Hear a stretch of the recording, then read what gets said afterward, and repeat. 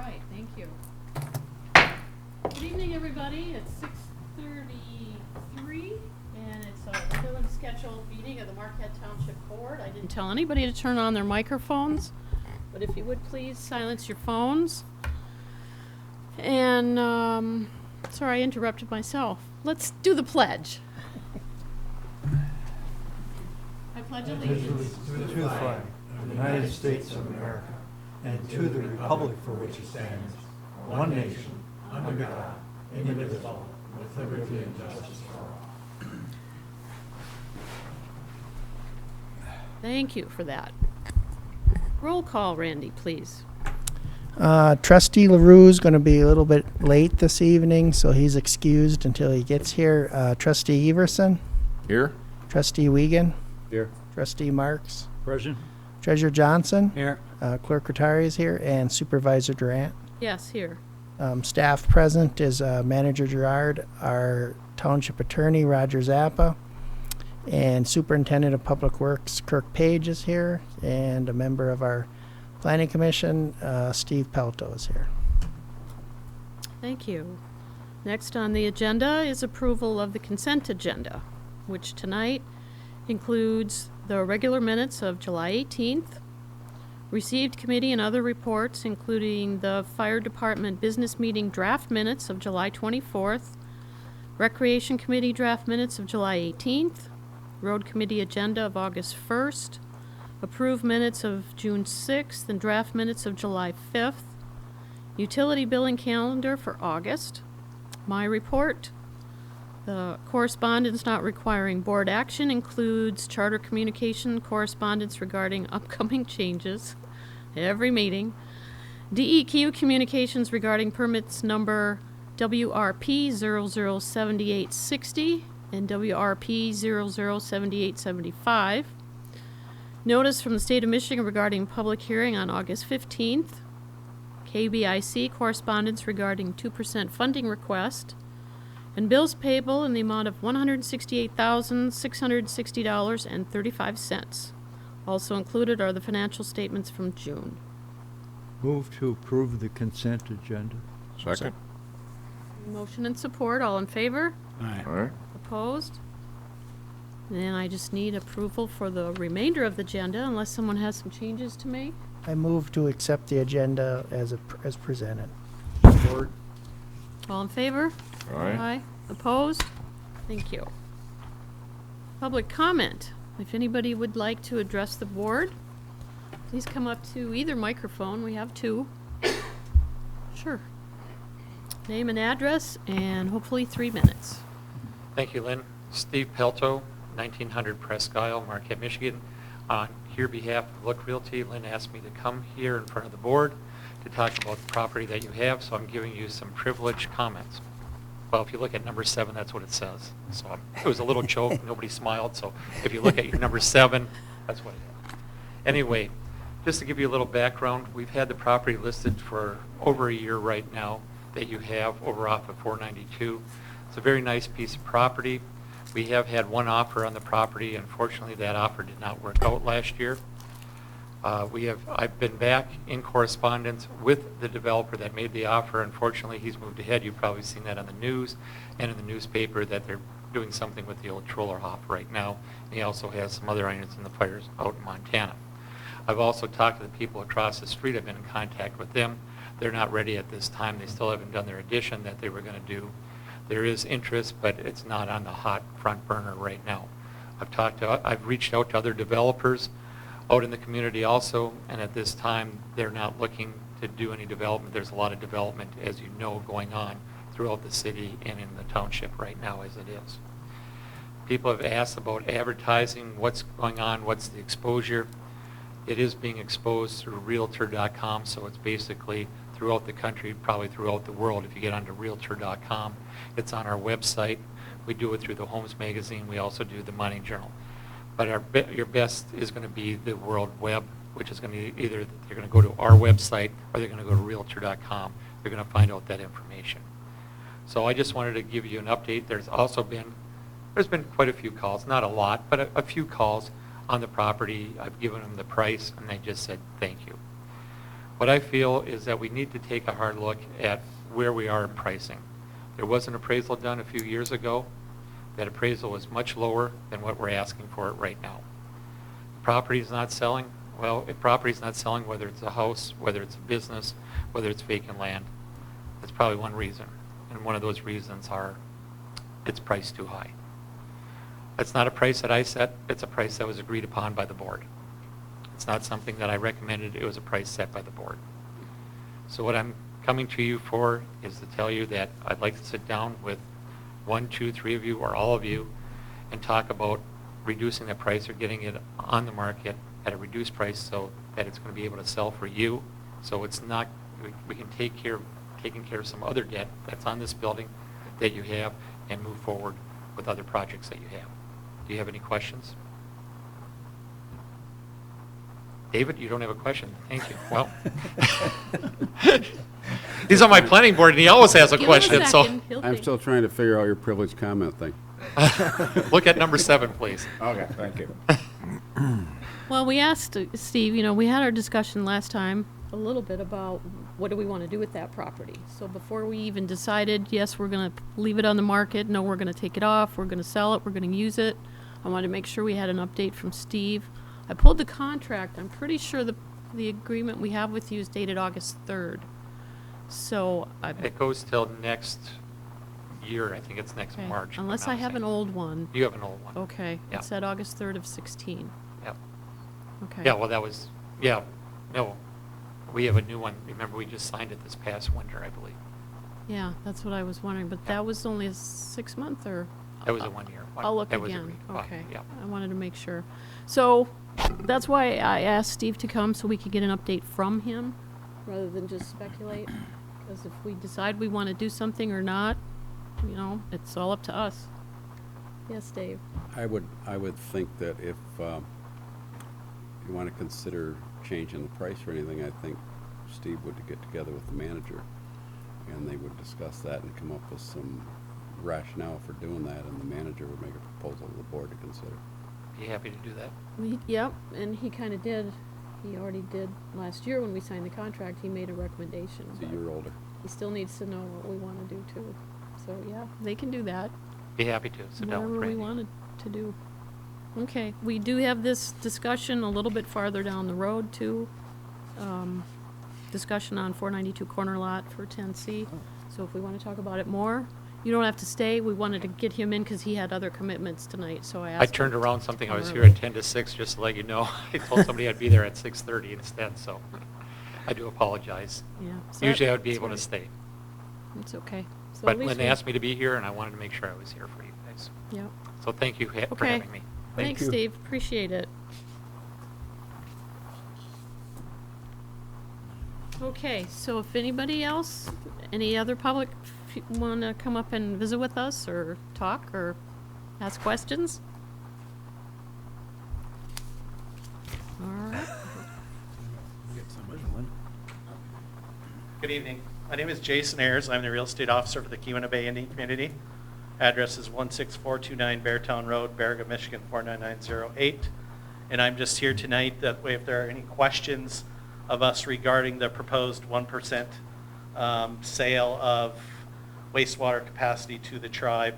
If you have questions of us, hopefully I'd be able to answer those. So if I could reserve myself for that time. Thank you. Great, thank you, Thank you. Jason. Thanks for coming. Anybody else? Okay. Board member comment. Anybody have anything to share or add or ask? Yes, Randy. This Saturday, we're not on charter anymore, unfortunately, but this Saturday from noon to 2, I will be in the township office for absentee ballots, giving them out and taking them in. And after that time, we have Monday to 4 o'clock to take a absentee ballot out, and it has to stay in the building. And you have to get your absentee ballot back by 8 o'clock on Tuesday, the day of election, or it is not valid. We had training last week, or last week already, or maybe 2 weeks ago, I can't remember already, but on the new voting machines, all the poll workers were here. I had a great turnout. They got trained on the new machines. I think it's going to be it's going to be a good experience for the voter. One of the board members, Trustee Marks, was here, and he's part of the election commission also, so he watched the training also. And I think it went well, and I think for the voter, like I said before, it'll be a better experience, hopefully. And with that, I think I don't have anything else. Okay. Anybody have anything else? John?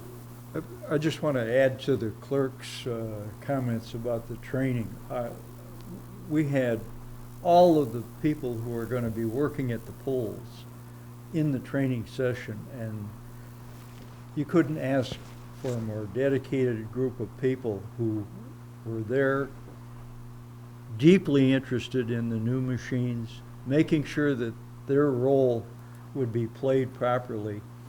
And under the clerk's guidance, I think we've got an excellent crew that will appear in the election and make our people feel comfortable voting with these new machines. Everything new is always a dilemma of sorts, but these people were there for 4 or 5 hours dedicated to how to run it, how to explain it, and how to make people comfortable.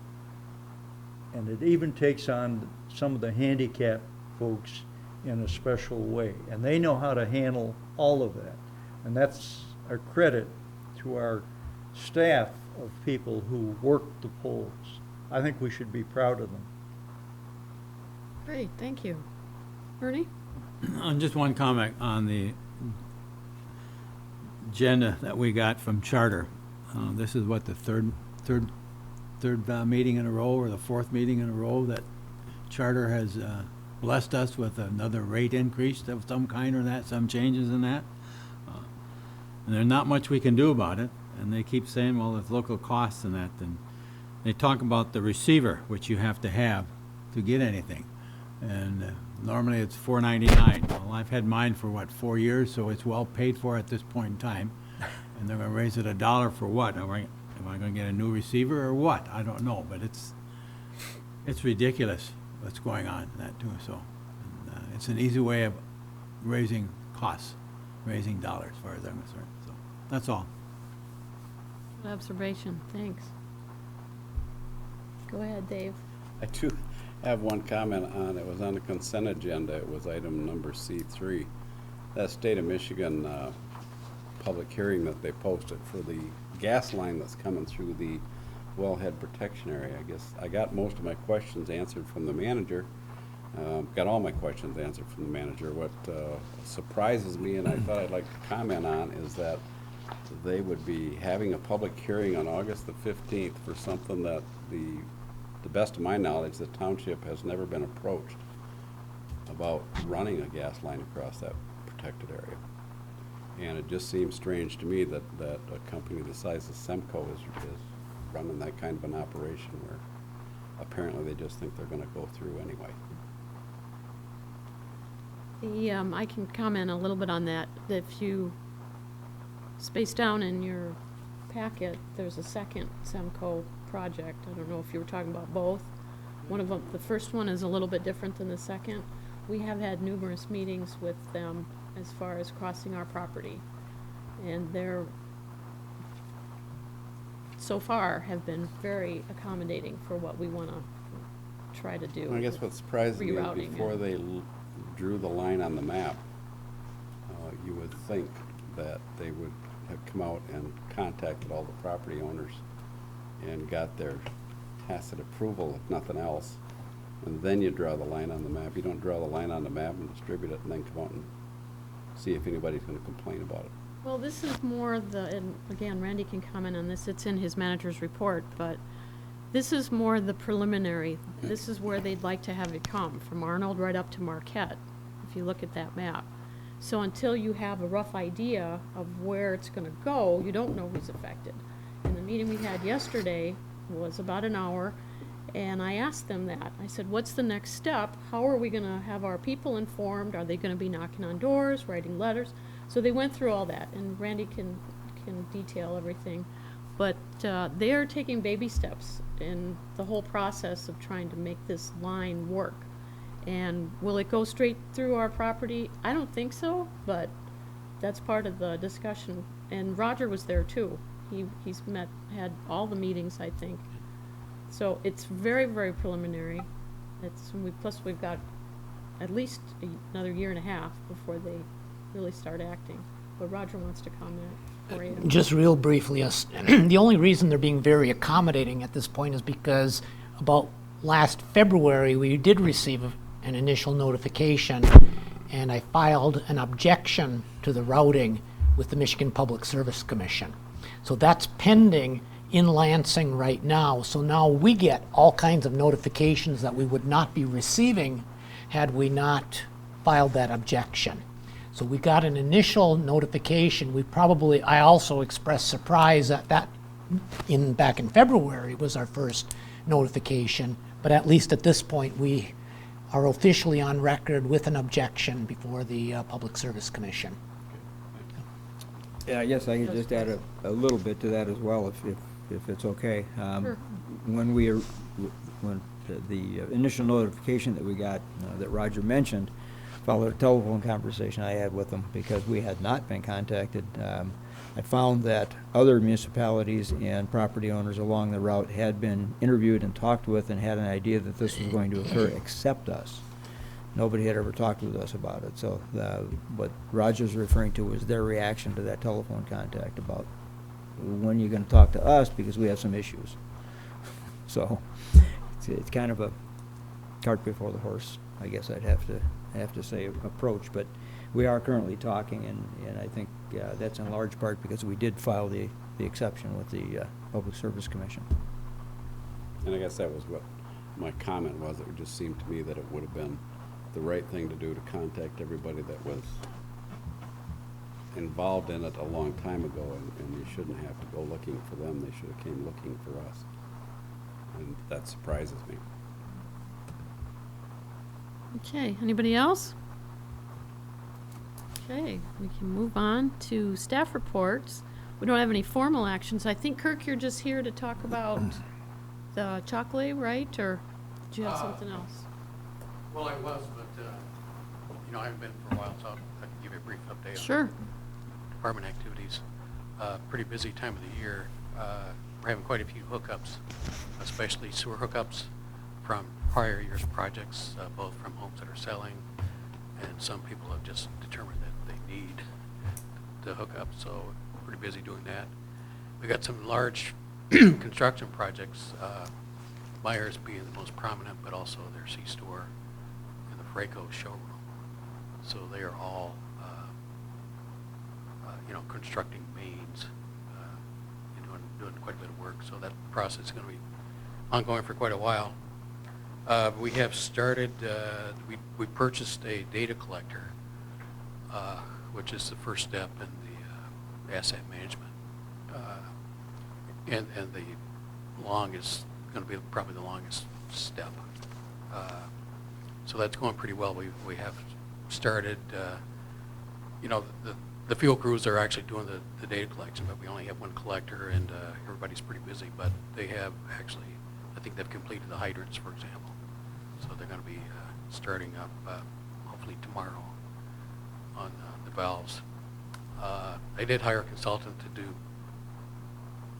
like the pressure reducing valves, some of the large meters, and the pumps, pumping stations in our well field. I understand that the report is complete, although I haven't seen it yet.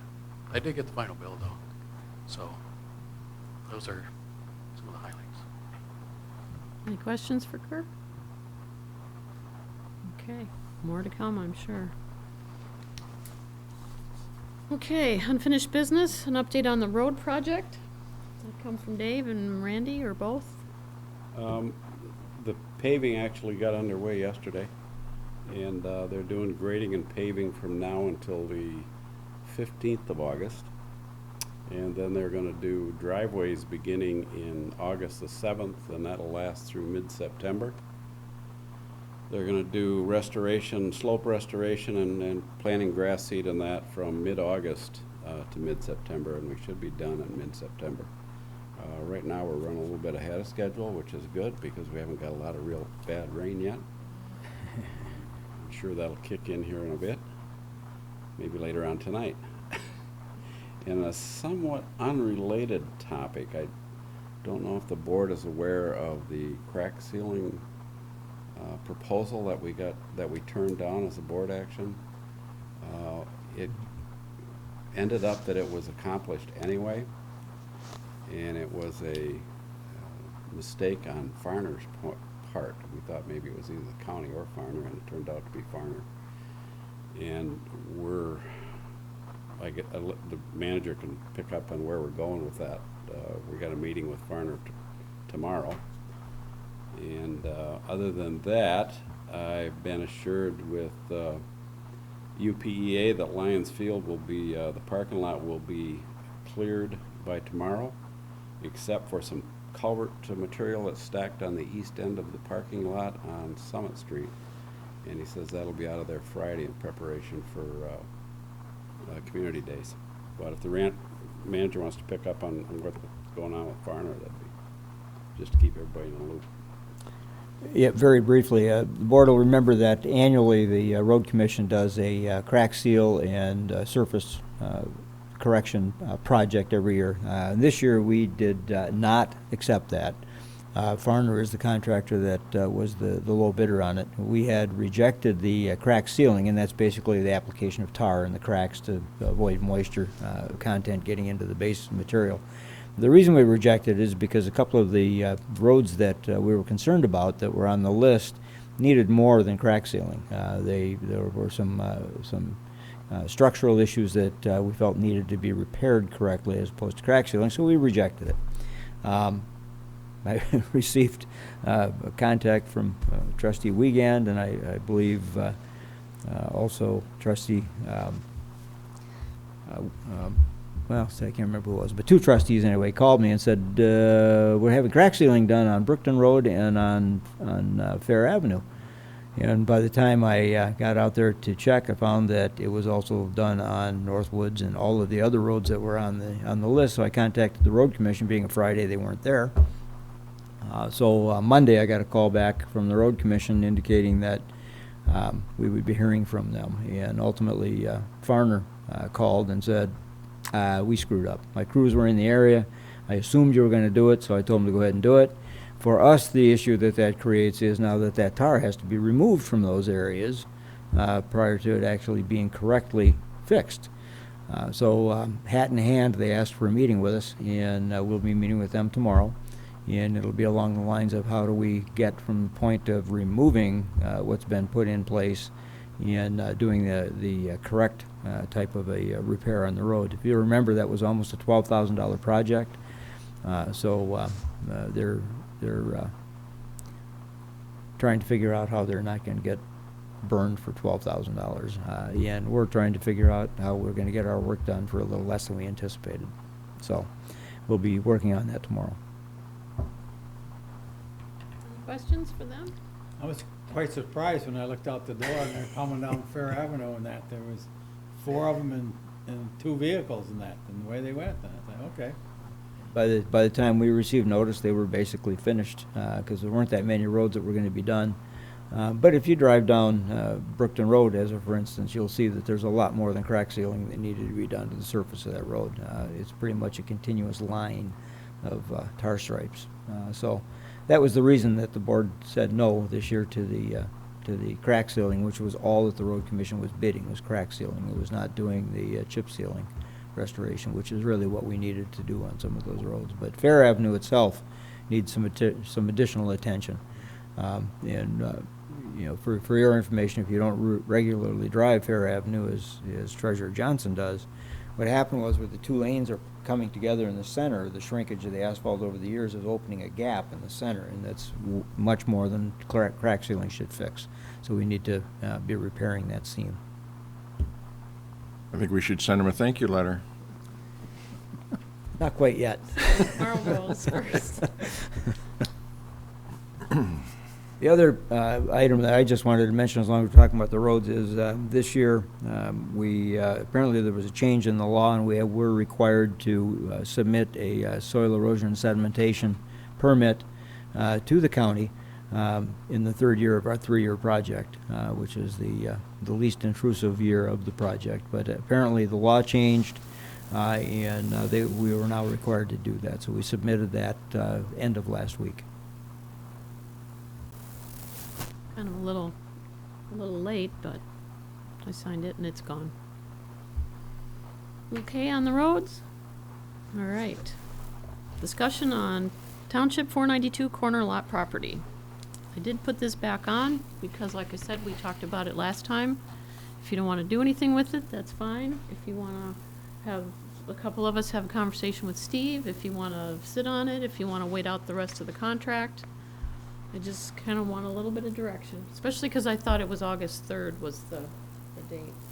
Go ahead, Dave. I think you were first. I again would just like to comment that in keeping with the spirit of policy governance, this is something that the manager should be discussing with the listing agent. And they should be coming up with, the manager should have a recommendation for us to consider or a couple of options based on that discussion. And I really think we ought to just leave it to that and request that they go in and do that negotiation and discussion and see what they come up with. I think in the meantime, we just ought to leave it listed. If we choose to lower the price later on after the recommendations from the manager, then we can consider it that time. So if I just want to make sure, you're basically saying continue with the listing, or, 'cause we did have some. I would continue with the Some say listing, to and in the take it off. meantime, I would just request that the manager meet with the real estate and discuss the pricing, and the manager could come back to the board with a recommendation on where he thinks the pricing ought to go, and we should consider it from there. Okay. Which of you is first? I'm sorry. Go ahead, John. The only comment I wanted to make, I think what Dave is suggesting is appropriate, but I think that the board should communicate to our manager that a number of us feel that because it's not costing anything to hold the property, we're not losing anything on it, and some of the wiser people are saying that with the development of 4128, that the property values will eventually go up. So as long as it's not costing us anything, I think some kind of indication from the board that we should sit on it would be appropriate for him to use that in his discussions. So that's up to the supervisor to conduct that polling. Okay. Thanks, John. Ernie? And following up with John, I think we had a lot of discussion on it last time, and the number was that, and John says, it's not really costing us anything right now.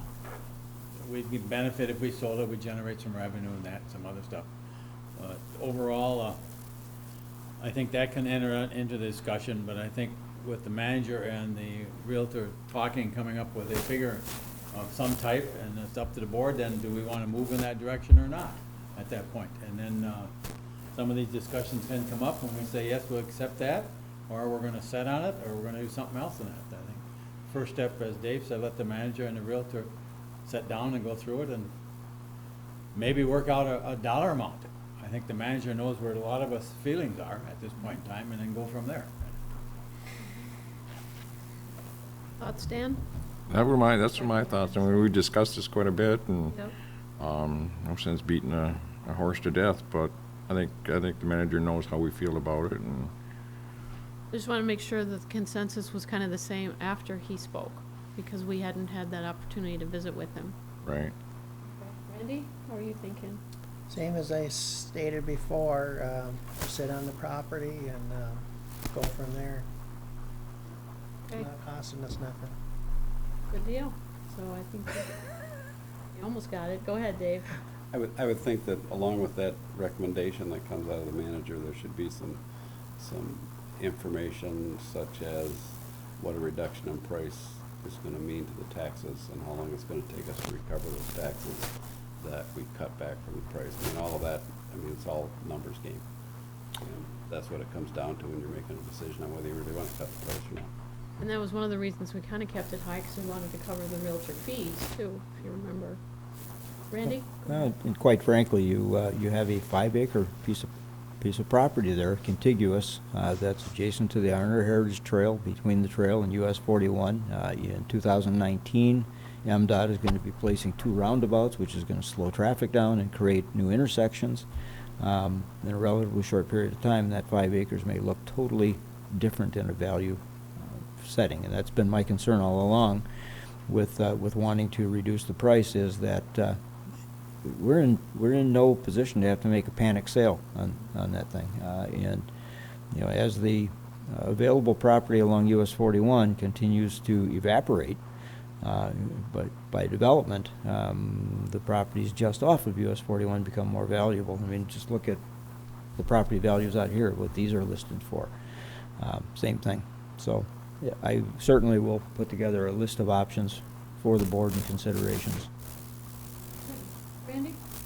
Along that straight lines of the manager, Myers is built behind Lowe's, and that's getting to be tier 2 Starting to be. development off the highway. So Starting to be off-highway development. yeah, so I think we hold on to that, and you know, it'll be more valuable in the future for us. So I'm fine with whatever. I don't have any strong feelings either way, so that's fine with me too. Okay, so Randy knows what to do.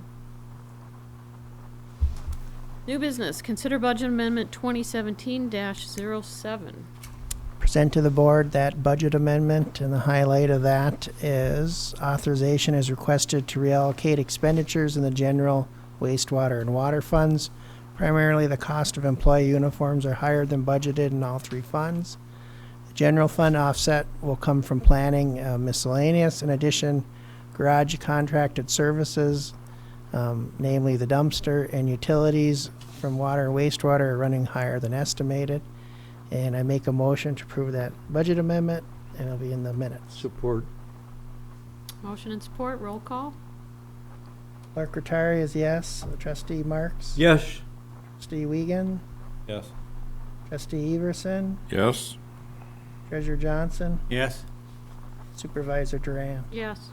Motion carries 6-1 and 1 absent. Okay. 11B is consider South Vandenboom washout. Does that fall to you, Dave, or Randy, do you want to cover that? I think the manager would start that out. I always have a comment. Okay.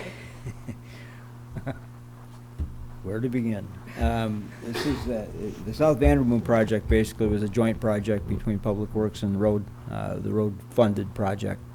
And the issue we're talking about, the washout, is near a fixture, a Public Works fixture. Basically, I'm not sure whether it's a pumping station or a transfer, whatever. But Kirk is here; could speak to it as well. And basically, we've had way above normal rainfall this year, and the volume of the water has exceeded the capacity of the work that was done there, and the restoration of the slope it proved to be insufficient for the water that was moving, and we did have a washout there that created some damage. It also plugged some culverts downstream, and we're in the process now of repairing that. So with that, I see Kirk is at the podium, so you can give a little more background as well. Or can give us a little more information too. Go ahead. Where is the money coming from to do this? Well, they've got a couple of recommendations there. Kirk, how do you want to explain this? Well, this has been an outstanding item for quite some time. The washout basically occurred for several hundred feet. You know, it wasn't just because of the structure that caused this problem. You know, there was an erosion control permit. It's kind of obvious that there was no erosion control performed. The restoration was very late in the year. Okay. And then, of course, we had more rain than normal, you know, this spring. So, and runoff, snow, somehow. Now this, first of all, the township hired UP engineers to administer this project. The contract and the specs were basically MDOT specs. So this is standard MDOT specs. So in other words, according to the MDOT specs, if your restoration washes out, okay, you have to pay to have it done again. So that's basically UP engineers' reasoning for making this determination. They're saying that that is the contract, and that is standard. You know, the water department was involved in a county road project last year on Ontario Street, which again was MDOT specs. In that case, the water fund, all we had permission to do was be a part of their project, you know, and install a water main. So in other words, we didn't pay for any of the other issues that, you know, as part of the project, because again, if you're building a road, it's going to be hard for you to build a road without, you know, using MDOT specs. So whether that's right or wrong, that's the situation. So it did, you know, the grass did grow this spring, but it was kind of too late. And I think the county's already dealt with some of the way downstream issues. You know, like Brooklyn Road, there was a lot. All the erosion went somewhere. You know, it basically went down to Brooklyn Road. So this is not exactly the same proposal as was given to us earlier in the year. It's the same cost, but what they're proposing now is to actually sod the bottom of the ditch and put in some stone check dams, basically. So, and even though I don't necessarily agree with it, you know, I do think something needs to be done, and I'm willing to pay, you know, our share.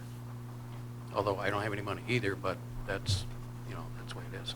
The only other option would be to just, you know, walk away from it and turn it over to the county.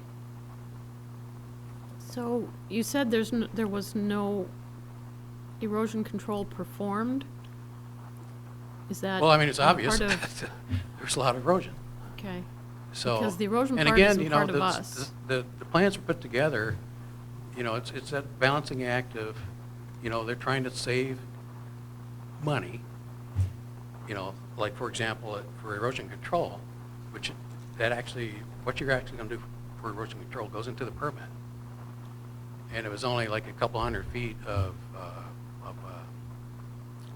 filter fabric, you know, which you see all over the place.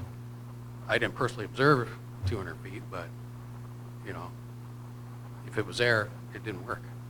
So, to me, that's a permit violation. But again, that's issued by the county. In fact, it's soil erosion sedimentation control is issued by the building codes department. So, again, that's what happened, and you know, so it might have been a poor design or under-designed. There may have been a lack of enforcement on the part of the county. But whatever, I mean, you know, how do we correct it? So if I understand this right, the project was done and completed, and UPEA says everything was fine. We got too much rain, and whatever erosion control was in place didn't work, Correct. and now we're being expected to pay for it. Right. Per MDOT specs, which were this project specs. It doesn't sound like it's our responsibility to me. Well, that's your call, I guess. Yes, Dave. I believe by the contract that the township is ultimately going to end up paying for this because we did the road, and that's what the contract says. And, am I wrong? No, that's right. I mean, that's what it says. We're going to have to pay to fix it. I'm a little disappointed in the engineering that went into it, in that, for any of you who have been out there, there's a fairly steep grade prior to this PRV box. And this PRV box, just to let everybody know what's going on, is the ditch comes down the east side of the road. And right square in the middle of the ditch is this PRV house, which is, I'm guessing, about 4 by 8, 4 by 10. And it's a concrete structure. And when the ditch gets down to the bottom of the hill, it makes a 90-degree right turn to go around the PRV box. It goes around the PRV box and makes another 90-degree turn to get back in line with the ditch just before, 6 feet, 10 feet before it goes under a culvert in the driveway. It's right there, of the yeah. gentleman that lives there. The water in the spring came down, washed all that sand down there, and actually filled that ditch up prior to the PRV housing, all the way through the culvert. So all summer now, this water has been washing over top of the gentleman's driveway because the culvert is plugged. Like I say, I'm disappointed in the engineering that went into it. I would have thought they would have been able to anticipate the need for some riprap coming down that grade and some dams to stop the water from coming down so fast. And I would have thought they would have anticipated the need to put some riprap around the detour around the PRV box, because I don't know how you would expect it to do anything else other than what it did. The larger issue I have is where the funding is coming from. And it's true that it's both coming from the township funds. He's recommending 50% from the road fund and 50% from the water fund. And to take everybody back and give them a little lesson on and recall on the whole scenario of events here is, when we originally got the millage approved to do the project, and then the dark store issue come in, we took another look at it. Can you really afford to do the project? And it was suggested that we could afford to do the project because we were going to do some water projects, and for every length of main that went under, if it was a water main under the road, it would pay for half the asphalt restoration, and if it was a water and sewer, it would pay for 2 lanes of asphalt restoration. We pressed on with South Vandenboom. When it came time to divvy up the bills, it became a matter of, well, the water main is not really under the road, therefore we're not going to pay for any of the asphalt. And that's the way it stayed, and I objected to it at the time. The Public Works funds, the water fund, elected to pay for the east side slope restoration as their part of the project. This ditch that washed out and this PRV box that is there is on the east side of this project. So while I agree that the township is going to end up paying the bill on this, I do object to where it's suggesting the funds come from. I think this is part of the east side slope restoration, and these funds should 100% come out of the water fund and not out of a portion of the road rehabilitation fund. That's it. Well, I guess what I don't understand is, if UPEA is saying the work was done properly and this would be considered extra work, do they not have any culpability in the fact that it apparently wasn't totally engineered correctly, or does that fall to the county That then? not engineered correctly is my personal opinion. That's kind of what I'm thinking too. UPEA has suggested that it was engineered to the specs. And you can't argue the fact that the contractor did it according to the specs that were there, because he followed the specs. I question the engineering and the accommodation of that water coming down the hill before it hits a concrete house that's 4 by 10. I don't know what else we expected it to do, and I'm not an engineer, but I would have thought that it's going to be a little washout problem. And that's where we sit today. Well, and we did say that we don't want to make the road any worse than it was before we started the road project. So we're responsible from that perspective. Well, this is the one spot where there is an issue. There have been some repairs done on a little further south on South Vandenboom. I'm not sure what those repairs were, but there was some ditch work being done up there, but this is the one that's left that's got a big price tag on it. So UPEA doesn't feel they're responsible at all? And I don't know where UPA come up with their pricing. I haven't gotten into that with them. I'm just, this price has been out there for all summer. They put their price together early this spring on what it took to resolve the issue, and I haven't gotten into that. I'm just objecting to where the funds are coming from at this point. I don't object to the fact that it has to be paid for by the township. It's part of the contract. I've got a couple more comments. One about the PRV vault. There was, that was part of the water project, and we actually had issues with the vault itself. Number one, it leaked. So all this water that's coming down, is leaking into the vault. So they've been working on that. I think that's finally complete, like just in the last couple of weeks. The vault had a sump pump as part of the, because we knew it was going to get wet, and if it got wet, we want to pump it out. Well, it pumped out to this area that we were just talking about, in between the vault and the culvert, which is just a matter of a few feet, is another catch basin. So basically, a lot of the water, most of the water is going down the hill and across the road. Lots of erosion going on. But a certain amount is going into the vault. We're pumping it out of the vault into a catch basin just maybe 5 feet away. And that catch basin is full of sand as we speak, right? Yes, right. So basically, we're kind of repumping. Plus, in the process of they're trying to fix the leak, the sump pump burnt out, which obviously they replaced. Because the normal part of the contract is basically everything is warranted for a year. So in addition to a factory warranty, the contractor is responsible for a year after completion.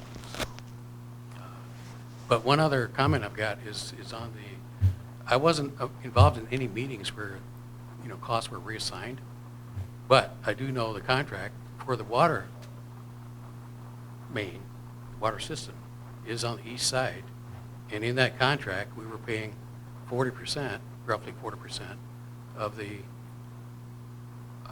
they called it, what do they call it, slope restoration. Okay, and the township road fund was paying 60%.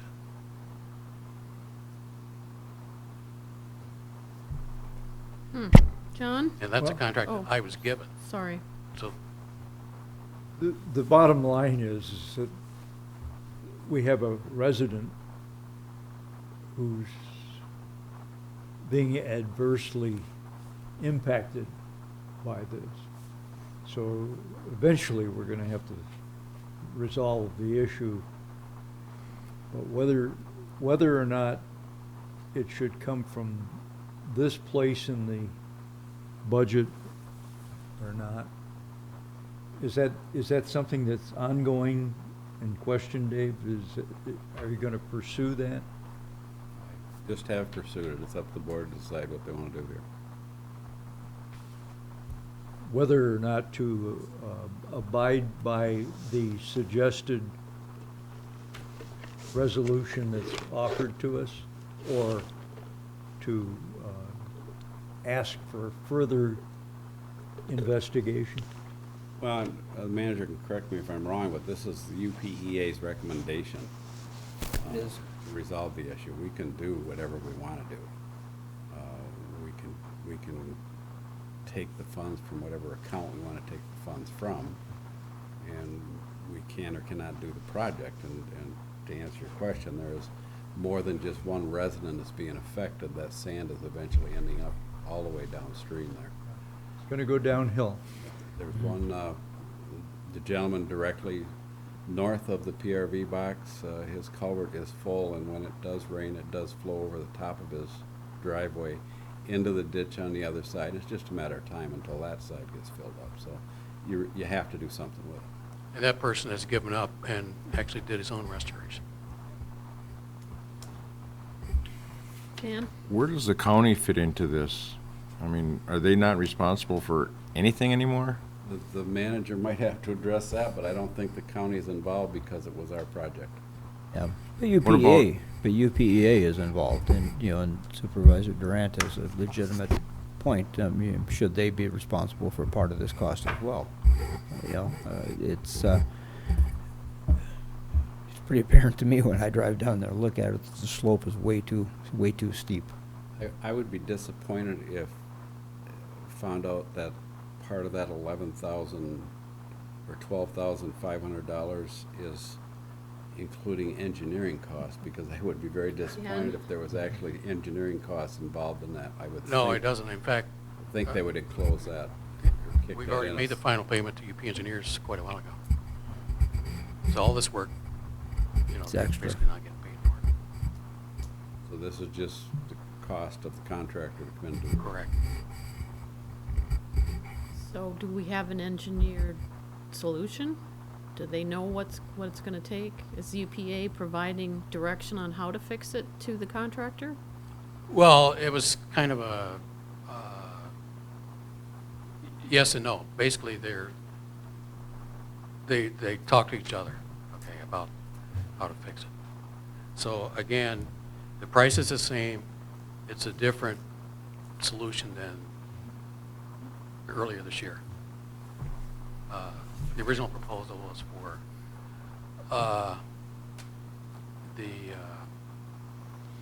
the mats that go down.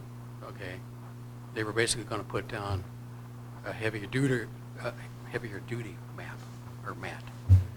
That's like it's a mat that's got you know, the mulch and seed kind of combined.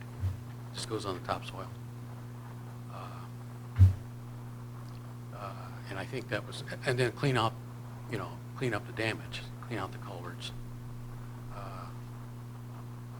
And I think add, the check dams are still the same. So they're not replacing the mats. What they're suggesting is to sod the ditch. And based on experience, sodding the ditch probably should have been, you know, the first thing that they would have done. Because that's really where the damage is. I mean, you got all this water coming down, and there was basically a ditch, and then a trench, you know, in the ditch, carrying away the topsoil, the sand.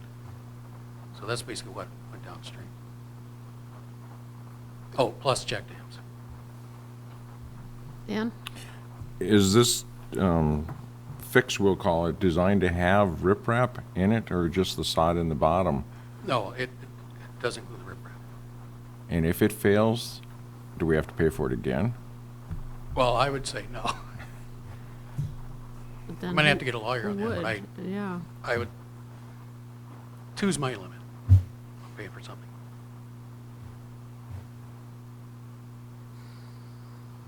I don't know. I don't like this. Mm-mm. I think there's got to be somebody else responsible for part of this. I don't know that that's just me and there's nothing we can do, but it's a little frustrating. If it wasn't done the right way the first time, somebody has to be responsible. Absolutely. And if it is 60/40, then we need to adjust these numbers. The county or the drain commissioner or the UPEA or somebody's got to have some skin in this game. It's not just the township having to pay for it. I mean, you have to have some form, and Roger, stop me if I'm wrong, of responsibility when you sign a contract that something is going to work. I don't think this is appropriate. Well, I haven't seen the contract. Nobody's asked me to look at that, but it's going to depend on what the terms of the contract are. If the contract merely says that it's going to be built to the following specifications, and it was built to those specifications, then you don't have a whole lot of argument. I guess you can look deeper at that point and see who determined those specifications and why were those specifications inadequate. That could be an engineering problem. I don't know that there's anybody on this current board that will recall the litigation we had against Sundberg Carlson a number of years ago, and I think we finished that in about 2000. But that was over a dispute from a monetary standpoint that was roughly 15 times what we're talking about here. So even if there is a remedy of somebody else who's responsible, what we'd have to take a look at is whether it's economically viable as a solution. I'm not saying it is or it isn't. I just haven't been asked to review that. But there may be remedies and solutions out there, but it's going to depend and be determined by the content of your contract and where those specifications came from.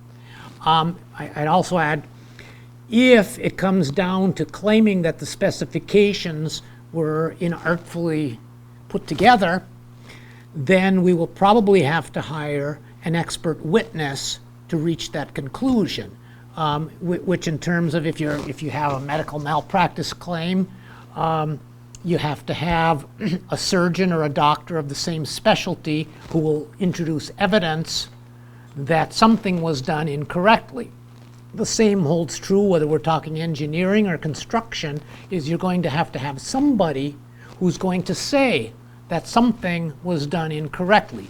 Either it was not performed in accordance with the specifications, in which case that's fairly easy, or it was performed in accordance with the specifications, but the specifications were not sufficient to address the situation. The use of an expert witness, the fact that there could be trial, all of that could exceed the $12,000 that we're talking about. Easily. So we may just have to accept that we didn't look at it as closely as we could, or that may not be the case at all. And what our engineer is saying is that it was built to the specifications. So I think we have to review this perhaps further, as David suggested, but once you exceed the amount that you're going to gain by it, then you eat it. Dan? And I think that's where we're at. We just have to learn the lesson along the way. Well, we're not finished. That's what's worrying me. And UPA's been really good to work with up until now. And I just don't like the way we're just being kind of brushed off. Dan? No, I don't like it either, but I also don't like the fact that we've got residents out there that have been dealing with this since spring, and we've had a washout. So I do feel that we have to get something done, and I think that the right choice would be to take care of this, and then look at it and see if there's any action we can take after the fact. Okay. Support. I'll make that a motion. All right, that's fine. Anything else? Well, I can always say you can approve it. You can always move money later. Let's get the project done and. They've been waiting long enough. Yeah, I don't want to penalize the people at all. No. Ernie? Go back to money. I'm looking at the money and then looking at the balance on the two funds, and I know the water doesn't have a tremendous amount of balance dollars sitting out there. Wastewater does have some, but going back to what you're talking about the engineering, you look at the specifications and you follow the specifications to the letter, but then you come back and say, were those specifications adequate to do the job that was supposed to have been done? I think that's the question that we're raising at this point in time, and that we may have to move forward just to get this done and then take the next step and start doing more research and see if that's the direction we want to go. Isn't that why we rely on UPEA to give us the right recommendations, and something failed? But to go, as our attorney says, going with expert witnesses and that, for this kind of dollars, it isn't worth it to move in that direction, that, do as much as we can and see what's gonna happen in that, so. Okay, we have a motion. All in favor? Aye. Opposed? Thank you. Thanks, Kirk. Thank you.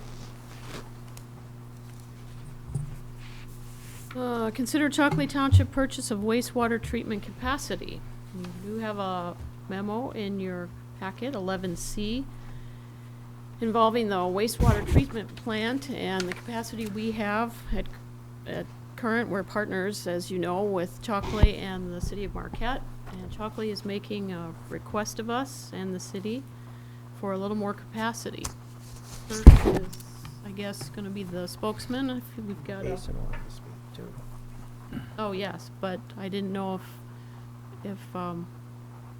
do you want to speak first, Jason, or do you want to?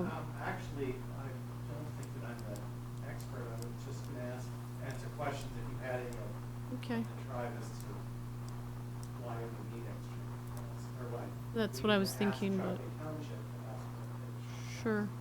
I thought maybe Kirk could give us a little more information unless the manager has something for the board. Sure. First, I'll give you my recommendation. And this is a recommendation of the Marquette Area Wastewater Treatment Authority. At the June 29th meeting, Chalkley Township requested a purchase of additional wastewater treatment plant capacity. And the additional treatment plant capacity is needed in order to accommodate wastewater flows from a major proposed expansion of the Keweenaw Bay Indian Community, the Jibway 2 Casino Complex, in late 2018. And Chalkley manager Steve Lowry also attached a memo here with more detail. So at that meeting, the motion was to recommend to the Marquette City Commission, the Chalkley Township Board, and the Marquette Township Board the sale of 2% of additional wastewater treatment plant capacity to Chalkley Township. And the sale is to take place at such time as the wastewater flow from the KBIC casino complex is connected to the Chalkley Township collection system. And the value of the treatment capacity will be based on the authority's total net position, which is assets minus total liabilities, and that motion was approved 5-0. And that 2% request will be split between the city of Marquette and Marquette Township. And I believe last night the city made their approval. So Marquette Township would realize at today's value $56,000 approximately in revenues from going into the sewer fund. So I recommend the approval of the sale of 1% of Marquette Township plant capacity to Chalkley Township, and we might want to give direction to the township attorney to work with the city attorney to prepare an intergovernmental agreement amendment representing the sale. The three-party agreement basically establishes who owns what, and has a lot of other responsibilities as well, but that's, so if you're changing the capacity, that basically would require an amendment to the three-party. So But- tell us about the, you're on the board. I don't know if our board, some of our new guys know that you're on the wastewater authority board. Right. And that was your recommendation from them. Tell us what we have, how much we're using, how far we are from our capacity, how much more we're going to need with our development. Sure. First of all, the plant capacity is based on the design average day demand. So the city of Marquette right now owns 85%. We own 10% and Chalkley owns 5%. So that translates into, numbers. And it's calculated, this is a reporting requirement to the DQ. So those numbers are based on a rolling 12-month average. So right now, We own 385,000 gallons a day, average day. For the last 12 months, our average is 238,000 gallons per day. Our maximum was 265,000 gallons a day. So we're, far from even meeting our current capacity. And the amount requested actually is 75,000 gallons a day. So that would be, what would that be? 3750. Oh, that's the total, that's not our? the No, I'm talking 75 is about not ours, just yeah. us? So they're requesting 75,000 gallons a day. Total, Yep. so 38, So 50 we're or whatever half from of us. that, yeah. Okay. Where are we now? So by example, we've been, well, like I just said, we're 238,000 gallons a day. And our ownership is 385,000 gallons a day. So, and we've been connecting a lot of, homes to the sewer system. But, it's kind of a drop in the bucket compared to the plant. I mean, the plant capacity is 10 times, of what we're discharging. So, for example, our biggest new user coming online, and that's not going to be for a while, it's going to be Myers, okay? And they're going to be discharging 5,000 gallons a day. So my point being, we've got plenty of capacity.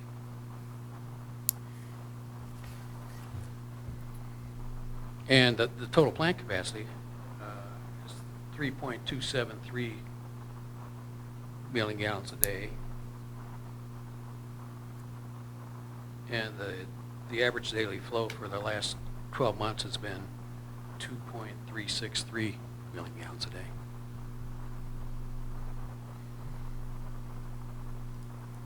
Go ahead, Randy. I move to accept the sale 1% of the township plant capacity to Chocolate Township and direct the township attorney to work with the city attorney to prepare an intergovernmental agreement amendment representing the sale. Support. Motion and support. Ernie? I'm looking at the figures here and that, and if I'm trying to follow what you're saying up there. You're saying 238,000 on an average at this point in time. And if we give up 78,000, something like that, Well, half of that. 35,000 we're giving up. 35,000. So the question I have is, I want to know is from when we purchased the additional percentages back in the 90s, Yep. how much of that has been utilized since that point in time, all the way up? I want a curve all the way up. And then I want a projection as to what that's going to mean in the next 10 years. What do we see? Sure, I can give you that. It hasn't increased that much, and I can tell you right now, we're pretty much at our maximum development. So, We don't know what our maximum development is. We have Well- no idea what it is. Not when we got 58 square miles in the township and that too. We don't know where everything's going at this point in time. I think the other thing is, we made a real effort back in the 90s to purchase the additional percentages to protect the township into the future and that. And that's what I'm concerned with at this point in time. You talk about $56,000 in revenue we're gonna get. That, I'm not even talking about that at this point in time. Feel that, I don't wanna give up that percentage, because I don't know what the future is gonna be. Because I have no way to project it out in that. And then I look at, the city has 85, and we have 10, and Chocolate's 5. I'm looking at, let's take it from the city. Let the city give it. They have enough to fall back on. So why is it that we were recommended, or whoever recommended, to give up one of our percents in that? well, the city's actually closer to their capacity than we are. Chocolate's the one right now with the most capacity, unused capacity, I'll put it that way. And we have the second largest amount. We're talking small numbers here, Ernie. We're talking small numbers, but we I don't mean, have if we develop 56 square miles or whatever number you came up with, We're not going to do that in 10 years, I can guarantee you that. I know that, but I'm just saying that's where we're at. I'm talking about, where are we going to go? That's what I'm saying, we're already at our maximum. Our biggest customer under construction right now is 5,000 gallons a day. I have no problem them getting additional percentage. I'm just concerned with taking it from our 5% or 10%, dropping it down to 9%, and looking at what that means to us in the long run on that piece. That's my feeling of that. So how easy or hard is it to get more? If we decided in 6 months, we've got some crazy project, can we go to the city and ask for a 0.5% more? How hard is that? It's easy. Okay. Chocolate did the same thing. They sold capacity, and they actually gave some away Yeah, they years did. ago. Now they want to Years buy it ago. back. They could do the same thing. But they didn't take it from us. Or actually, we started with 5, didn't we? Start with 5. Yes. No, we start with a little less than 5. Yeah, A little less than 5. and went to 10. But if the city is near its capacity, it's not going to be giving up any. And I guess, the question about a projection, I think, is a fair question, because we do have another large development that's out there, the Up the Sky development, including a conference center and residential units and a variety of things. So, we need to make sure that all of those things are covered. Those are in the near future. Yeah, especially if there's any kind of water park type stuff. Now we're talking serious. Meyer's not going to be as much of a contributor. There are a few bathrooms. That's not a big deal. But if Up the Well, Sky does go, if they put in the water and park, then condos. maybe. But they've been talking about that for years. I mean, the near Well, future's already come and gone. Well, I know, but it's in process. I mean, it's still in process, and I that's one of the understand that. things that we need to take a look at. I believe, if you have a conference center along with a residential development and then another commercial and residential combined, it's going to be a lot more than Myers. We just need to be a little cautious, because there isn't going to be excess capacity from the city.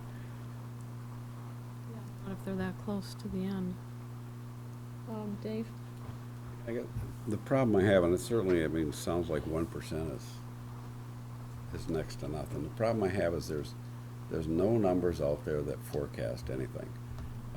We've had this capacity at the sewage plant for a number of years, but I haven't seen anything. When you're talking about giving up 37,000 gallons of capacity a day, I haven't seen anything that forecasts where we started, where we're at, and any kind of a projection graph, if our growth stays the way it is, where we're going to be at in 10 years. This board is here to look out for the residents of the township so that we don't have a problem 10 or 20 years out. And there may very well, and I suspect that there won't be any problem 10 or 12 years out, but the fact is we don't know, because we haven't seen any hard numbers, we haven't seen a graph, we haven't seen any projections on where our use is going to be in 15 or 20 years. And I think as small a number as 1% is, to just arbitrarily give that up based on a short-term, and we're looking at a pretty short-term forecast, if we're not looking any farther out than Myers, I think to just give that up without looking at some hard numbers first, it's not the first time I've been on this bandwagon. It probably won't be the last. If you're going to make those kind of decisions and you're deciding the township's future, then you need to have some hard numbers to make that decision, and I just don't see where we have those hard numbers. Yeah, wastewater and water are biggies for whatever we offer. And if we're running 5 to 7% growth every year, if that stays steady as it has been, that's pretty significant in the next 10 years. And I think it's a simple thing to put some kind of a linear graph together that shows where we started, where we are today, and you should be able to put together a forecast of where we're going to be in 20 years. That's not that hard. Kirk was saying you could do that. I guess I'd really like to see that before I give a percent away. Randy, you had your... It's nothing personal in Chocolate Township. It's just a matter of protecting our residents. Well, in my opinion, I do agree with that, but you gotta have some common sense here. We're not running sewer to, County Road 550, at least today. And we're probably not running sewer to County Road 492 all the way up. We gotta have some common sense here. 50 years from now, I don't even know if we'll still do that. I mean, 1%, and it has a few economic, for us, instead of 10%, we'll be 9% owners. So we'll be on the hook for 9% instead of 10%. So, the water park will generate more gallons. If that doesn't ever happen, we don't know if that's ever going to happen. And Myers is only going to use 5,000 gallons a day. And I don't really see a problem with this as it stands right now. If we do a projection and we do see, major growth, then I think that's the time to do it. But, I mean, we got people wanting to start a project here, and they need they need a few things to get going. And I just don't think 1% at this time is not going to be a big deal. Anybody else? We have a motion on the floor to go from 10% to 9%, sharing the 2% responsibility with the city for Chalk Lake. Steve, did you want to speak?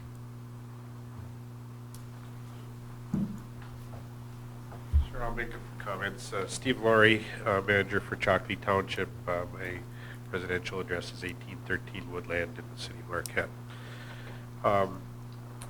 I commend you for the foresight to protect the capacity you've got, and that's kind of why Chalkley is taking this approach to it, saying we've got a little bit of excess capacity, but if we add this flow, the projected flow from the casino, we're going to be bumping that ceiling during peak flows, and we don't want to incur some kind of penalty from the authority or anything else. So the best way to deal with it is to add to our total capacity.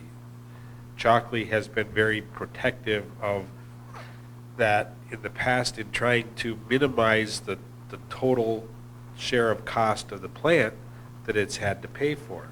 That is the trade-off, is if you maintain a lot of reserve capacity, you're paying a bigger share of the total investment, and you're paying a bigger share of the operating costs. And so we didn't undertake this, I guess, lightly, in that we realized we're going to have to pick up a bigger share. Now, currently, the value of the plant is depreciating, and the shares get a little cheaper until there's reinvestment. But I learned last night at the city commission meeting, you probably read in the paper, they're dealing with Johnson Controls for some major upgrades throughout the city to its infrastructure, and one of those investments is about, I think, $4 million in new equipment at the wastewater plant. That's not proposed to be charged back to the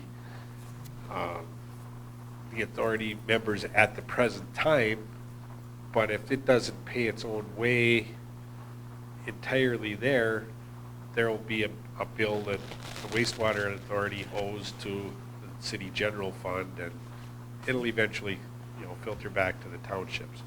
So again, just because we're not adding extra capacity, there's still reinvestment in the plant that brings that value of the plant up at times, and we all pay a bigger share if we hold larger percentages of the capacity. I guess you have to look at your own growth rate. I know that, the comment was made that the city's closest to its capacity, but it's also fairly built out. There really isn't room. And they have been, for years, undertaking projects to tighten their sewer system, to reduce water,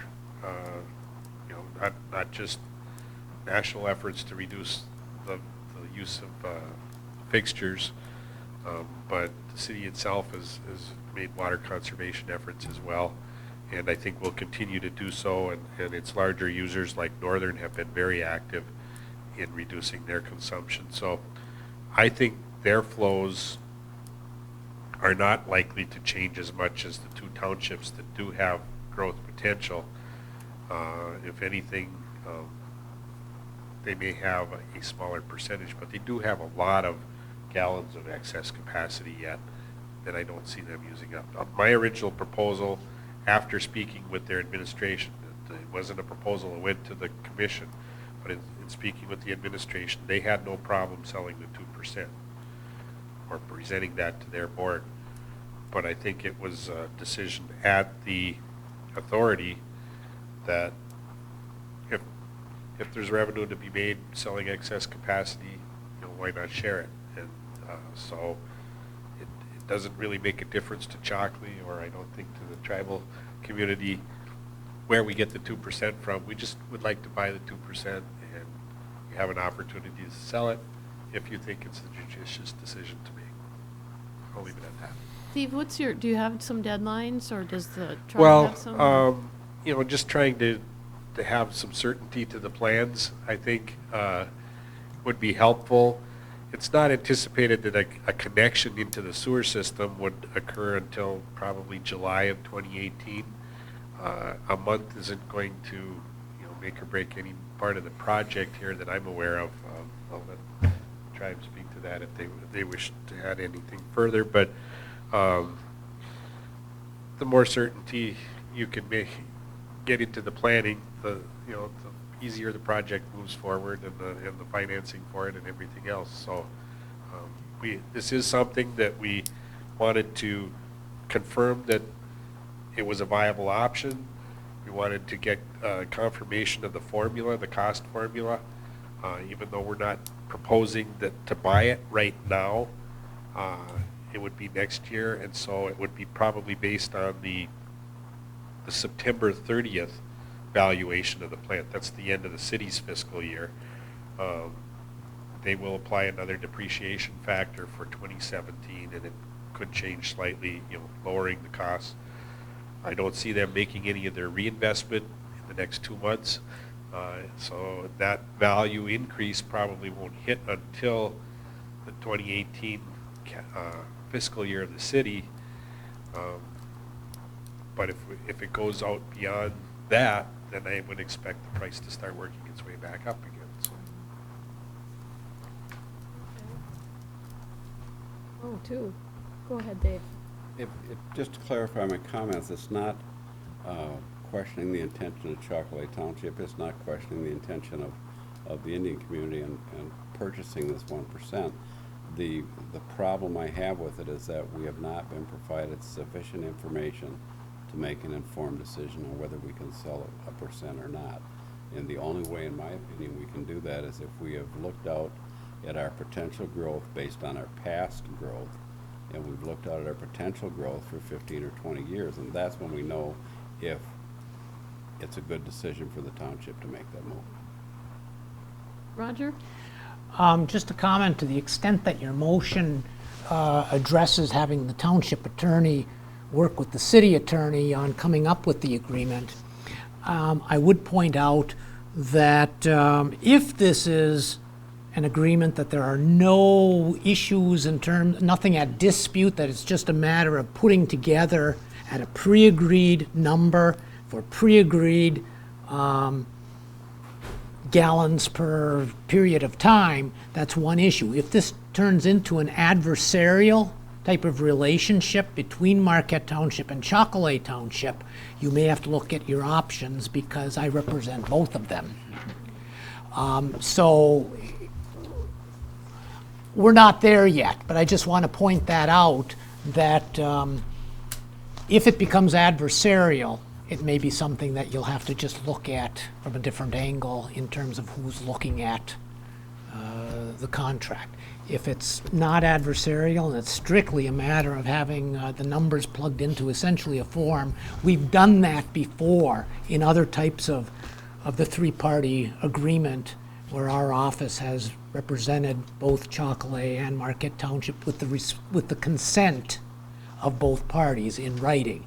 But I'm just pointing out that if it becomes adversarial, that could be an issue. Bernie? I think I'm following Dave, up on Dave on, it's nothing against the tribe or for Chocolate Township, it's just that I'm concerned with the township at this point in time. I'm looking at the figures, we really don't have any hard figures in front of us, and that to do any look-see backwards and then moving forward to see where we're going to be in that. And it may come back yes, we can do it. Maybe you come back and say, maybe we should sit back and think about it a little harder than that too. But until we get these figures on some kind of graphs and some other data, I have a difficult time in moving at this point in time. Dan? How long would it take to get those figures, Kurt?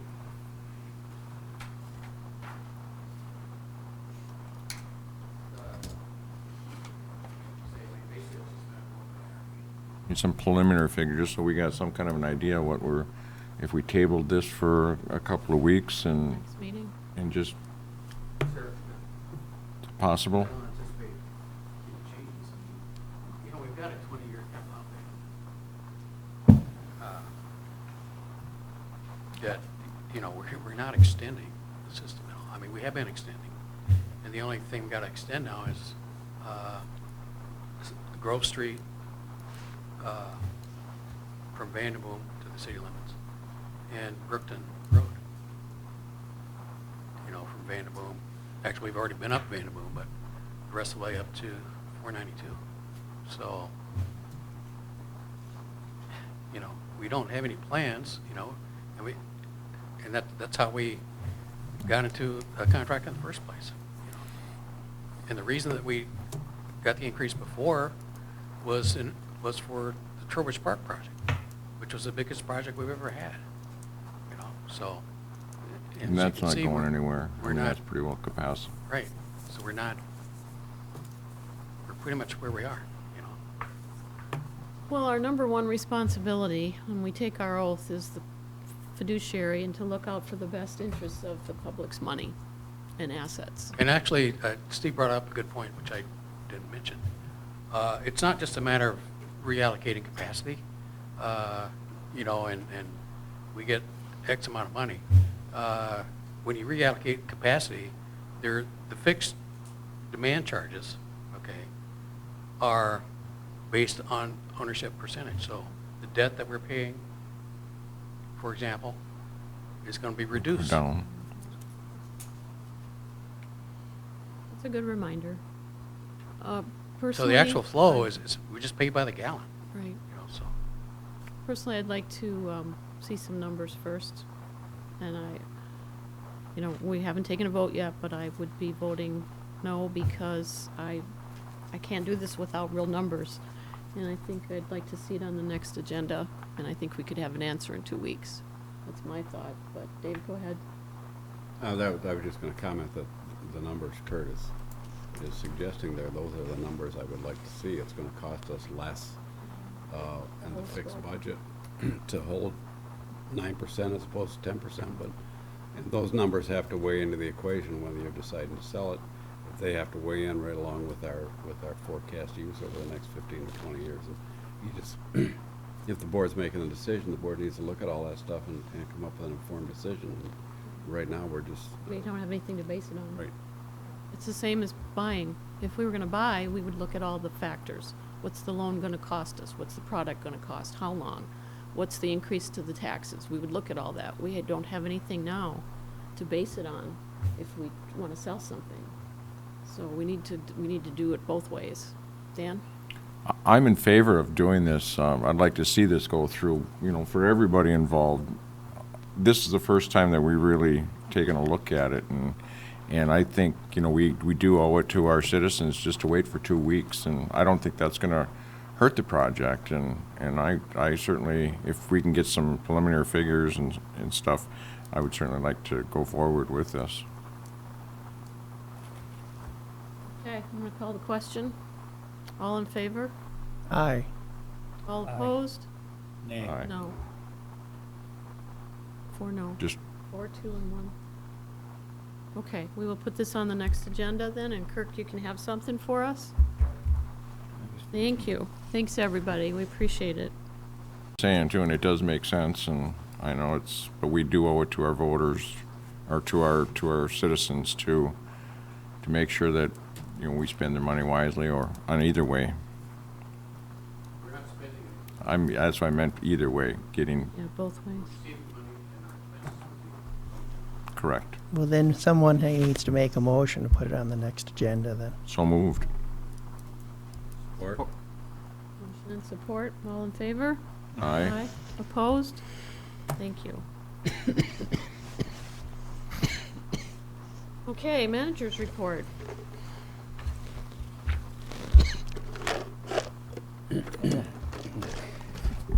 You do have a printed report for you. I want to point to the Catch the Vision Community Day coming up on Saturday, the 5th, this coming Saturday. Starts at noon. It runs until 10 o'clock in the evening. I didn't bring my poster with me, but basically we have a variety of activities that are going on. There is a published poster that was sent out. Actually, there is a copy of it in your packet. It's on the back of the calendar. Softball tournament will begin Friday evening. As Dave mentioned earlier, Trustee Wiegand mentioned earlier, the construction materials that are currently stored over there will be removed by Friday morning. So the softball tournament will be commencing Friday evening, I believe it is. Will carry over to Saturday morning. The family activities will start at noon, and we'll have inflatables there, 2 bounce houses for the kids to play on. State Police will be there with their fingerprint and ID system. Will be there again this year. They will have their driving simulator there as well. Music will start at noon. We have four different bands that will be playing, 4 different providers that will be providing music, starting off with Bob Butchko, and then 3 bands that will start in blocks playing right through 10 o'clock. The food will be provided by vendors. We'll have food trucks on site, at least 3, possibly 4 will be on site, along with a variety of other participants. The Sheriff's Department, the Fire Department will be there. Search and Rescue will be there with some of their equipment, so it'll be a full day of activities for the family. We did receive our ambulance for the BLS Transport Services. It was delivered to us July 13th. It has gone through the majority of its testing and certification. We are currently in the process of getting it ready for the state certification. They cannot do that until the radios are installed, which are now on order. They'll be installed. The ID labeling on the outside will be completed and will be stocked with the supplies that we already have on hand. And then the state inspection will take place at that point. We are not anticipating any issues with that. It's just a matter of getting the remaining equipment, the radios in particular, installed in the unit. DDA has been working with Parsons Brinkerhoff. They are at the point now where they are evaluating the final report and determining what portions of that they are going to recommend to the board and in what order. So you should be seeing that within the next 30 to 45 days, coming to the board with a recommendation. The Semco Energy Gas Line Supervisor Durant may want to chime in on this as well, but we have had some preliminary discussion. We did have a meeting with them at their request yesterday. They are reporting that they are not yet at a point of having a finite plan for the routing. I did put at your stations, for your information, 2 maps. The first map is basically just the color map, is a representation of indicating to you where our property line is, and it's in the left center basically. You'll see the, I call it a lightning bolt, basically. You'll see the lightning bolt that is our property line. The second map was provided by Semco, and that is simply a line on paper drawing. It is not predicated upon any kind of research or any kind of exploration as yet. It is their route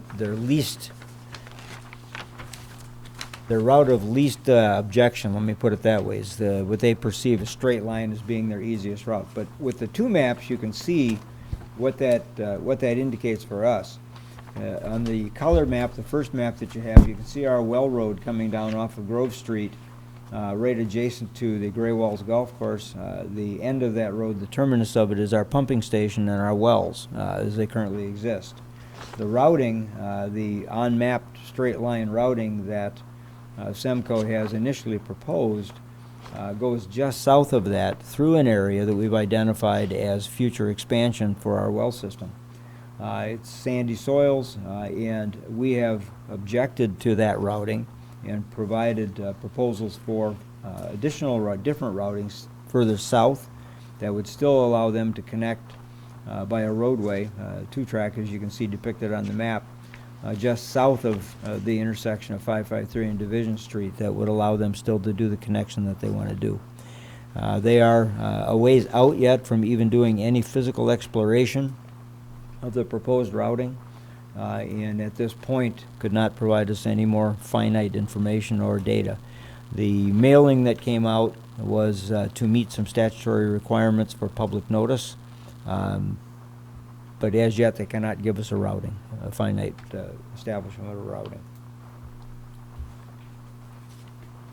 And with that, any questions that the board may have, or comments that other members of the Community Events Committee may wish to make? Yeah, a couple, man. Sure, go ahead, Pete. About the events, or this weekend, for the community days, I found a note the other day is about having a tent and have our township representatives there for a couple hours, just to greet the people, and if the residents would have anything. I'd like to see what your feeling is. I was gonna mark it down into the file for next year. If we'd, go there and spend a couple hours there, and people have any questions for you or something like that. The second thing is the brush and leaf pickup. If people are asking about, can we get more than once a month for the brush coming into fall now? With the leaf, it's kinda hard just to have one day to go up there and dump their leaves and brush. They have, what's the time frame we did, Kirk? Is it 2 weeks for the brush, spring and fall? Yeah, so Every other week or something like that? It's or a what? 2-week period, a 2-week period of time that they can take any time during that 2-week period of time. When is that, in October, or when are you talking about? Okay, just keep in mind that when the leaves are dropping and people want to get rid of them, that'd be the best time, so. Because it's a hardship for some people to just take a day and just get it done, so. Yeah, that's why last year we expanded it in the spring and the summer Right. to about a 2-week period. So do you think this tent thing, to meet your representative, would be something to put into file for the events committee? I think it's a good idea, if anybody, so you're saying not this year, just? No, is it because next it'd year? be kinda hard to plan it right now and get any advertising out on it. Well, it's election season too. It's election, yeah. We just want, people come in for the township to ask questions or something like that they don't come here and see us, or they don't see us on the road or More somewhere. comfortable setting? Yeah, it's more comfortable setting than that, so I'll mark that down for the next year. I apologize for being late, I just couldn't help it, I had another meeting I couldn't get out of, so. You probably talked about the road project and when it's, okay. Next year, I think the next time we do some discussion with Kirk and that, we're gonna have to start looking at stormwater, because the water on our streets are becoming a problem with the way we've got all the roads fixed up and the water's going somewhere. And so it's going to the lowest point, and maybe we should take a look at stormwater system somewhere down the line, in the future, and start planning for it. Some kind of a study on how would they do it. Right now, there are about 4 or 5 different ideas on where to go on different spots, but that's not always the best philosophy, so. But I think we have to address that somewhere along the line, so, with Kirk. Kirk's been recommending it for a few years now. Yeah, That we, and it's a problem right now. It just, all the water going to one low spot, and we've got it running into 5 yards, so it's just not a good thing to do, but we'll get by it and we'll move on from there. okay. Do we have any more questions for the manager? Okay, we have public comment. Again. Thank you, Steve Laurie, representing Chalkley Township. I will try to make myself available on the 15th, and if you will have this back on your agenda, just in case you have any other questions. That would be awesome. Okay. And I don't see this as a problem either if you determine not to sell the capacity. Like I said, originally, the city administration indicated they were willing to sell 2%. I can go back to them and ask if they change their motion as well. So I Okay. don't foresee it as a problem if it's not available. Thank you. Okay. Thanks a lot, Steve. Thanks for coming.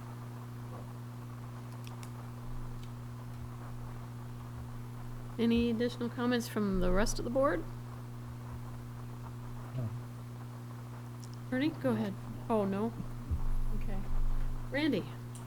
again, just election day is next week, August 8th. Polls will be open at 7 a.m. They'll close at 8. With the new machines, just for the voters and the residents, just be a little bit more patient.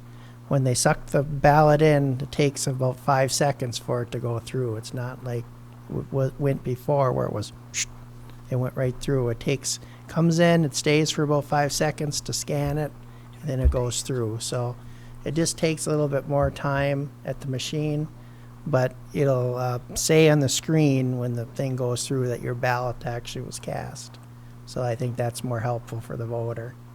And it's helpful for the workers too, because if there's a jam, it'll say if it was counted or not also. So, but myself personally, I do see a lot of advantages with the system that we have in place now. And I think it'll be good moving forward for the future. Okay. Anything else from anybody? I just need one more motion then. So Move to moved. adjourn. Second. All in favor? Aye. Opposed? 8:14 PM. Thank you.